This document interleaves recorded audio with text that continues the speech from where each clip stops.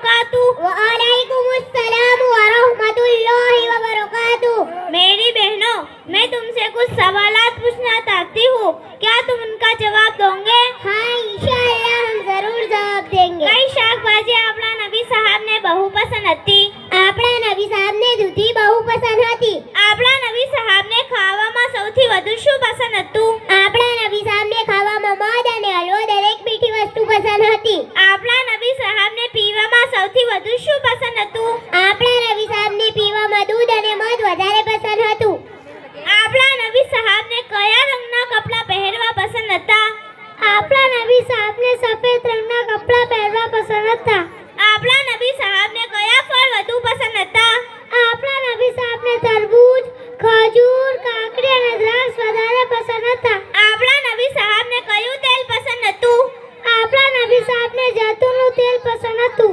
આપણા નબી સાહેબની સૌથી પહેલી બીવીનું નામ શું હતું? આપણા નબી સાહેબની સૌથી પહેલી બીબીનું નામ હઝરત ખદીજા રઝિયલ્લાહુ તાઆલા અન્હા હતું।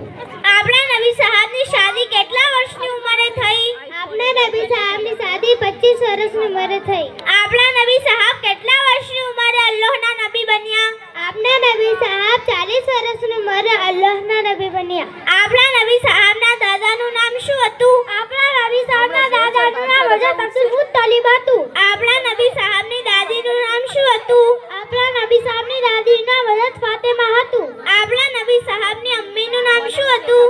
આપણા નબી સાહેબની અમ્મીનું નામ હઝરત બીબી આમિના હતું। આપણા નબી સાહેબ કયા શહેરમાં પેદા થયા? આપણા નબી સાહેબ મક્કા શરીફમાં પેદા થયા। આપણા નબી સાહેબ મક્કા શરીફમાં કેટલા વર્ષ રહ્યા? આપણા નબી સાહેબ મક્કા શરીફમાં 53 વર્ષ રહ્યા। આપણા નબી સાહેબ મક્કા શરીફ છોડીને કયા શહેરમાં રહેવા ગયા? આપણા નબી સાહેબ મક્કા શરીફ છોડીને મદીના શરીફમાં રહેવા ગયા। આપણા નબી સાહેબ મદીના શરીફમાં કેટલા વર્ષ રહ્યા? આપણા નબી સાહેબ મદીના શરીફમાં 10 વર્ષ રહ્યા। આપણા નબી સાહેબ કેટલા વર્ષની ઉંમરે વફાત પામ્યા? આપણા નબી સાહેબ 63 વર્ષની ઉંમરે વફાત પામ્યા। माशाअल्लाह, माशाअल्लाह, आप सबने सब सही सही जवाब दिए। ये सब आपने कहाँ से सीखा?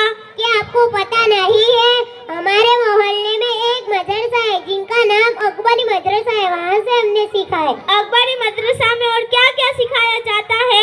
अकबरी मदरसा में कुरान शरीफ, उर्दू किताब, कलमा, दुआ, नमाज वगैरह सब कुछ सिखाया जाता है। आप लोगों से भी गुजारिश है